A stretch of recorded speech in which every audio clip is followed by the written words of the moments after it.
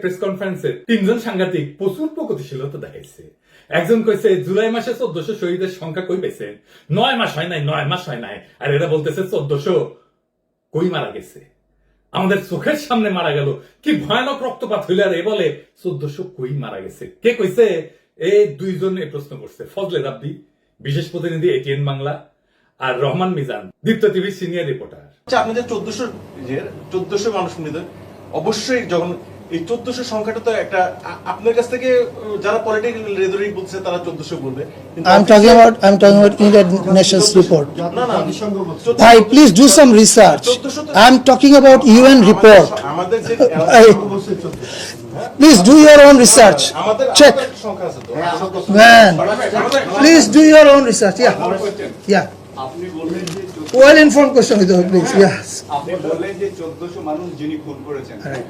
এখন কথা হচ্ছে আপনি কিভাবে বুঝলেন যে একজন মানুষ 1400 মানুষকে খুন করেছে? এটা তো কোর্ট বলবে, কোর্ট ভার্ডিক্ট করবে। আপনি এরকম একটা বায়াস তুই কইছে জুলাই মাসে 1400 শহীদের কথা আপনি কইলেন কেন? এই সংখ্যা কোথায় পাইছেন এবং কোন যুক্তিতে আপনি হাসিনাকে খুনি কইতেছেন? আদালত তো এখনো রায় দেয়নি। আমরা কি আদালতের রায়ের আগে খুনি বলতে পারি? আসেন এই বিষয়টা বুঝে দেখি। বিচারের আগে খুনি বলা যাবে না, এটা অতি ভুল ধারণা। বিচারে খুনি বলা যাবে না, এটা ঠিক না। খুনের মামলা যখন হয়, মামলার বাদী আসামিরা খুনি বইলা দাবি করে বইলাই খুনের মামলাটা দেয়। কাউকে খুনি বইলা আপনি স্রেফ বাদী পক্ষ হইলেন, তার বেশি কিছু না। খুনি বইলা কেউ দাবি করতেছে বইলাই জাস্টিসের কথা আসে, বিচারের কথা আসে। বিচারের বেকসুর খালাস পেলেও বাদী খুনি কইতে পারে, আপিল করতে পারে, বিচারের ব্যাপারে প্রশ্ন তুলতে পারে, ইনসাফের কথা বলতে পারে।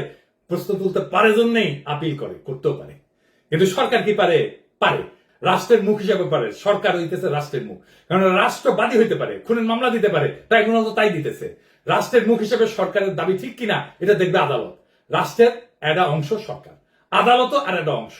আদালত সরকারের অধীন না, বরং সরকারও আদালতের বিচারের এখতিয়ারের ভিতরের জিনিস। রাষ্ট্র বাদীও হইতে পারে, বিবাদীও হইতে পারে।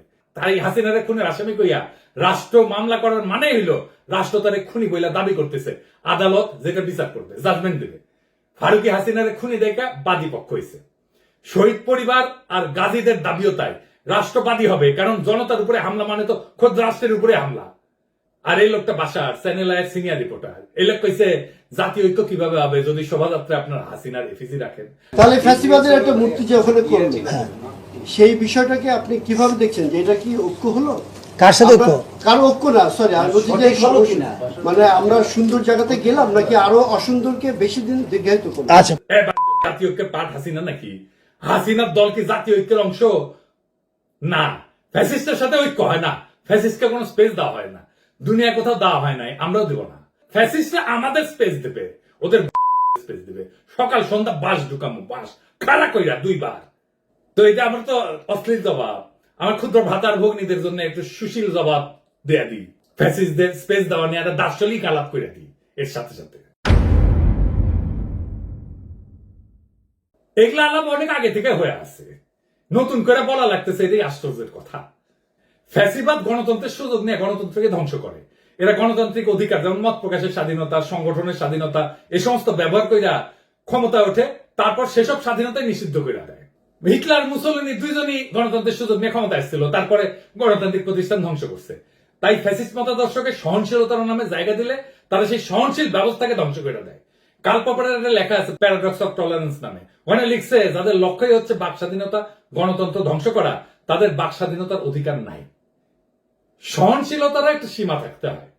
কার্ল পপার বলছিলেন যদি আমরা অসহিষ্ণুতার প্রতি সীমাহীন সহনশীলতা দেখাই তাহলে সহনশীল সমাজই ধ্বংস হয়ে যাবে।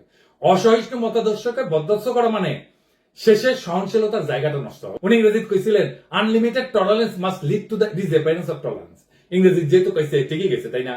কার্ল পপার আরো কইছে সহনশীল সমাজ টিকে থাকতে চাইলে অসহিষ্ণুতার প্রতি অসহিষ্ণু হইতে হবে। ফ্যাসিস্টদের সাথে খোলা বিতর্ক করলে তারা মুক্ত সমাজের নীতিকে নিজেদের স্বার্থে ব্যবহার করে।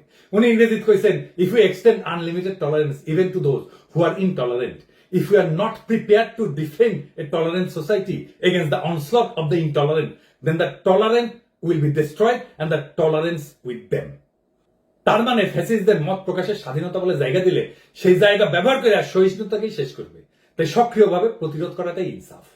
ঘৃণার রাজনীতিকে কথা বলার মঞ্চ দেওয়া মানে ঘৃণাকে সামাজিক স্বীকৃতি দেওয়া। এটা তো আমরা করবো না। এই সাংবাদিকদের কিছু বলবো না, কারণ এদের অনেকেই তককে তককে আছে যে সে বলবে আমি স্বাধীন সাংবাদিকতা করতে পারতেছি না বাংলাদেশে, তারপরে অ্যাসাইলাম মারবি। তো তাই এগারে মালিক পক্ষরে ধরা লাগবে। যেমন ধরেন এটিএনের মাহফুজ, ওরে সাগরণী হত্যা মামলায় 7 দিনের রিমান্ডে নেন, সাইজ হয়ে যাবে, রুলারের মতো সোজা হয়ে যাবে।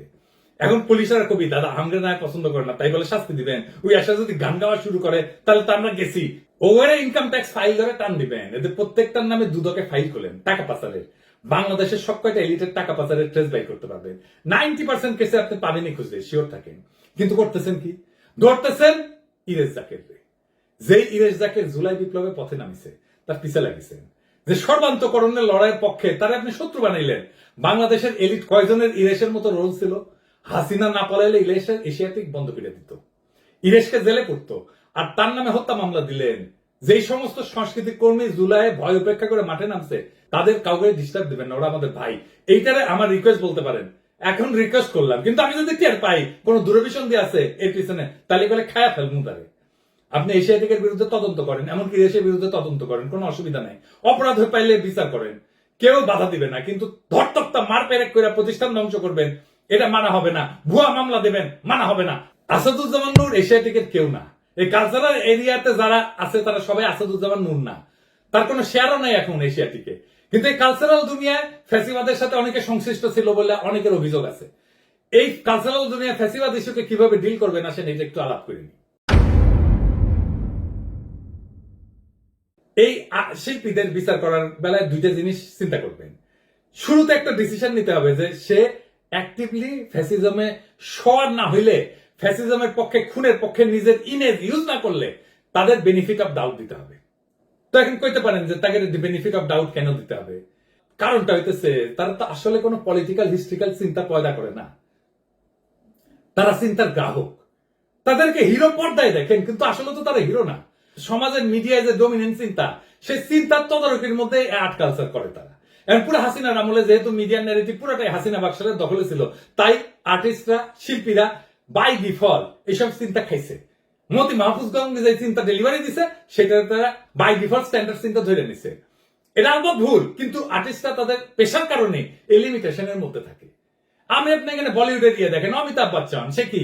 সে তো কংগ্রেসের এমপি ছিল, তাই না? সে রাজীব গান্ধীর বন্ধু জিগরি দোষ ছিল, সে বিজেপি হয়ে গেছে। এই যে অক্ষয়, অজয়, অনুপম খের, এরা বিজেপির খপ্পরে পড়ছে, এমনকি অ্যাক্টিভলি কামও করতেছে। মিঠুন চক্রবর্তী, ও তো নকশাল ছিল, জানেন তো, পার কমিউনিস্ট ছিল, পেলে গেছিল বোম্বে। ও মিঠুন চক্রবর্তীকে দেখে আমরা কমিউনিস্ট হয়েছি, সেই থেকে ওইটা তৃণমূল হইল, এখন পার বিজেপি হয়েছে। ফলে এটা ডমিনেন্ট মিডিয়া ন্যারেটিভের মামলা। সেই ন্যারেটিভের গ্রাহক হওয়াটা ক্রাইম না। আমাদের মন খারাপ হবে এতে, কারণ আমরা তো তাদেরকে নায়ক দেখে অভ্যস্ত, নায়ক ভেবে অভ্যস্ত। তারা পর্দায় ঢিসুম ঢিসুম ঢিসুম ঢিসুম করে, এরে ওরে ফেলা, এরে ওরে মারে, প্রচুর বিপ্লবী কথাবার্তা বলে, কিন্তু তাদের নায়ক না রে ভাই। তাদেরকে নায়ক বানানো হয়, তাদের পর্দার চিত্র। আসল মানুষ তো এটা না।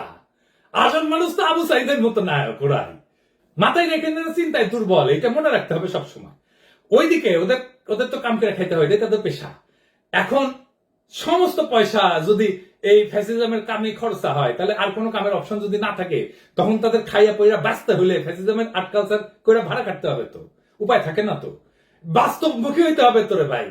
আক্কেল দিয়ে চিন্তা করতে হবে, তো হৃদয় দিয়ে চিন্তা করতে হবে। তো এরকম শিল্পীদের মতো এক ফার্মও একই সিচুয়েশনে থাকে। তাই আমাদের বিচার করতে হবে অ্যাক্টিভলি কি কি করছে তারা। কাজ কামের বেলায় তারা ভাড়াটে মাত্র। ডমিনেন্ট ন্যারেটিভ আমরা পাল্টাই, তখন ওরাও এই ডমিনেন্ট ন্যারেটিভের ভাড়াটে হবে। আপনি আলী জাকের, সারা জাকের, আসাদুজ্জামান নূর পছন্দ করলে ইরেশ ডিফারেন্ট। তার কারণ ইরেশ অনেক বেশি বাংলাদেশি। কলকাতার সাথে যে আমাদের লিঙ্গুইস্টিক ফাইট, ইরেশ আমাদের পক্ষে। ও ঢাকাইয়া, ওর বাপ মা ইভেন আসাদুজ্জামান নূরের চাইতে অন্য লাইনে। ইরেশ জাকের শাওন না। আমাদের ইরেশ আর শাওনের মধ্যে তফাৎ করতে পারতে হবে। এইবার আসেন ফাইনাল আলাপে, যেটা ভয়ঙ্কর ভাবে আমাদের সবাইকে ফাঁসির দড়িতে ঝুলাইতে পারে, সেটা কি? আপনারা দেখতেছেন যে পুলিশ হত্যা ইস্যুটা, এটা হাসিনা বলতেছে, গোলাম মাওলা রনি বলতেছে, নবনীতা বলতেছে, পুরো আওয়ামী ফ্যামিলি বলতেছে। শুনেন হাসিনা কি বলে। তারা বলছে আওয়ামী লীগ আর কি ধ্বংস হয়ে যাবে, আওয়ামী লীগ ভেসে আসেনি। আওয়ামী লীগ কারো পরগাছা না, আওয়ামী লীগের শিকড় অনেক বেশি শক্তিশালী। এই মাটি মানুষের জন্য আওয়ামী লীগ সৃষ্টি, ছাত্রলীগ লাশ পেল, সরকার পড়ে যাবে এই থিওরিতে। এই হত্যাকাণ্ড আমরা ঘটাইনি, খুনি ইনুসের বিচার করতে হবে। আমাদের হাজার হাজার মানুষ হত্যা করেছে, পুলিশ হত্যা করেছে, তার বিচার একদিন ইনশাল্লাহ হবে। এই পুলিশ হত্যার মামলার বিষয়টাকে পাত্তা দিতে হবে, এটাকে সিরিয়াসলি নিতে হবে, হালকাভাবে উড়াই দিতে চলবে না। কারণ এই প্রশ্নটা জুলাই বিপ্লবের আইনি ভিত্তি নিয়ে, এটা ফয়সালা করাটা খুব জরুরি। আর ফয়সালা করতে গেলে আওয়ামী লীগের লিগাল স্ট্যাটাসের মুখোমুখি আসবে সরাসরি। এই প্রশ্ন ফয়সালা করতে দিতে চায় না কারা? চেনে এনেদেরকে। এরা হইল 5 থেকে 8 আগস্টের 72 ঘন্টায় জন্মানো এই যে সেটেলমেন্ট, এলিট সেটেলমেন্ট হইল এরা। এদের নাম হইতেছে ডিপ স্টেট, ছদ্মবেশী ব্যুরোক্রেট, সাংস্কৃতিক গডফাদার, মিডিয়া ব্যবসায়ী, হাসিনার অলিগার, আর্মি। কিন্তু কেন তারা ভয় পায় ফয়সালাকে? এই ফয়সালা মানে হইল মুজিবের গড়া মিথ ধরা পড়ে যাবে, বাঙালি জাতীয়তাবাদের গল্প ফাঁস হয়ে যাবে, ভারতীয় মহাসাগরের তীরের খেলাঘরও ভেঙে যাবে। আরো আছে, পুলিশ খুনের মামলা ঝুলাই রাখতে চায় তারা, যেন ভবিষ্যতের বদলা নেওয়ার জন্য একটা স্থায়ী অস্ত্র বানায় রাখা যায়। জুলাই বিপ্লবের বিপরীতে 15 আগস্ট কায়দায় একটা জাতীয় ট্র্যাজেডি বানিয়ে ফেলা যায়, সবাইকে ম্যানিপুলেট করা যায়, জীবনভর ব্ল্যাকমেইল করা যায়। ভেবে দেখতে হবে এই ফয়সালা না হইলে বিপদ কার? বিপদ হবে জুলাই বিপ্লবীদের, আপনার আমার। বেনামি মামলা ইতিহাসের শিয়াল কুকুরের মতো ঘুরতে থাকবে। কখন কে কার শিকারে পরিণত হবে কে জানে, কতদিন আর রক্ষা করা সম্ভব? এখনই এই ফয়সালা চাই, একেবারে আইনের পথে। কিভাবে আসেন সেটা বুঝে দেখি। প্রথমে জুলাই বিপ্লবকে আইনসম্মতভাবে বৈধ এবং হালাল ঘোষণা করতে হবে। কিভাবে করবে? আইন মন্ত্রণালয় দেখবে, সরকার দেখবে। তার আগে হাসিনা সরকারকে দখলদার ফ্যাসিস্ট সরকার হিসেবে রাষ্ট্রীয়ভাবে চিহ্নিত করতে হবে। এর কারণ খুব পরিষ্কার, হাসিনা বাংলাদেশ রাষ্ট্র দখল করছিল, রাষ্ট্রের বাহিনীগুলোকে নিজের মাফিয়া বাহিনীতে রূপান্তর করছিল। আমরা সেই জন্যই 71-এ বলি দখলদার বাহিনী আমাদের হামলা করছিল, তাই না? পাকিস্তানি বাহিনীকে আন্তর্জাতিক স্বাধীনতা ঘোষিত করছে 1971-এর 25শে মার্চ। তাই 25শে মার্চের পরে যারা আমাদের সাথে যুদ্ধ করছে তারা দখলদার। তাই এইভাবে হাসিনা পুলিশ জনগণের বিরুদ্ধে যুদ্ধ শুরু করছিল। জুলাইয়ে জনগণ নিজেদেরকে রক্ষা করছে, আত্মরক্ষার যুদ্ধ করছে, বেঁচে থাকার যুদ্ধ করছে। জনগণের প্রতিরোধে হাসিনার মাফিয়া বাহিনী পরাজিত হয়েছে। এদের পুলিশের যে সমস্ত সদস্য নিহত হয়েছে তাদের পুলিশ খুন বলে চালানোর কোনো আইনি ভিত্তি নাই। তারা ছিল দখলদার বাহিনীর অংশ। এখন প্রশ্ন হচ্ছে, আইনি পথে হাসিনাকে দখলদার এবং ফ্যাসিস্ট ঘোষণা করা যাবে কিভাবে? আসেন বুঝে দেখি। 2024 সালে জাতীয় নির্বাচনকে বেআইনি ঘোষণা করে বাতিল করতে হবে। 14 এবং 18 সালের নির্বাচন অবৈধ, কিন্তু এখন শুধু 24 বাতিলই যথেষ্ট। এবং পলিটিক্যাল থিওরির একাডেমিক ব্যাখ্যায় হাসিনাকে ফ্যাসিস্ট হিসেবে সংজ্ঞায়িত করতে হবে। এই কাজ কঠিন না, কারণ হাসিনার চরিত্রে ফ্যাসিবাদের সমস্ত বৈশিষ্ট্য জল করতেছে। একটা বানাইতে হবে না, একটা বাড়াইতে হবে না, জাতিসংঘের রিপোর্ট আছে। আজ যারা প্রশ্ন তোলে শহীদের রক্ত কোথায়, আজ যারা আজও বলে আদালতের রায় ছাড়া খুনি বলা যাবে না, তারা আজও ফ্যাসিস্টদের জন্য মঞ্চ খুঁজে। তাদের জবাব খুব সোজা, শহীদের রক্ত আমাদের পায়ের নিচে, খুনের গন্ধ বাতাসে, বিপ্লবের আগুন এখনো গল গল করে ফুটতেছে। বিচার আসবে পরে, কিন্তু বিপ্লবের ন্যায় ইনসাফ আগে, আইন পরে, জীবন আগে, শাসন পরে, মুক্তি আগে। আজ যারা সাংবাদিকতার মুখোশ পইরা ফ্যাসিবাদকে বাঁচানোর শখ করতেছে, জাতীয় ঐক্যের নামে খুনিদের কাছে আমাদের জমি বিক্রি করতে চায়, তাদের বলি খতম করে দেব একেবারে, বাকশালের দলবল গুড়াই দেব। এই ফ্যাসিস্টদের কোনো জায়গা নাই, কোনোদিন ছিল না, কোনোদিন থাকবে না। এই লড়াই শুধু রক্তের বদলার লড়াই না, এই লড়াই বাংলাদেশের আত্মার লড়াই। এই লড়াই শহীদের নাম ধরে তাদের শেষ রক্তবিন্দু পর্যন্ত লড়াই। আজ যারা পুলিশ হত্যার বুলিয়া ওড়ায়, যারা এই বিপ্লবের রক্তপাতের মাঝে দখলদার বাহিনীর কান্না কাঁদে, তাদের বলি পুলিশ খুনের মামলা চাইলে আগে স্বীকার করো হাসিনা ছিল দখলদার, হাসিনার বাহিনী ছিল মাফিয়া, এরা ছিল জনগণের শত্রু। জনগণের আত্মরক্ষা কখনো খুন হয় না, জনগণের প্রতিরোধ কখনো অপরাধ হয় না। পুলিশ হত্যা না, এটা ছিল জনগণের আত্মরক্ষার যুদ্ধ। এটা ছিল মাফিয়া রাষ্ট্রের বিরুদ্ধে জনতার শেষ বিদ্রোহ। ফ্যাসিস্টকে স্পেস দেওয়া মানে নিজের কবর খোঁড়া। আমরা সেই কবর খুঁড়ব না, নিজের কবর নিজে খুঁড়ব না।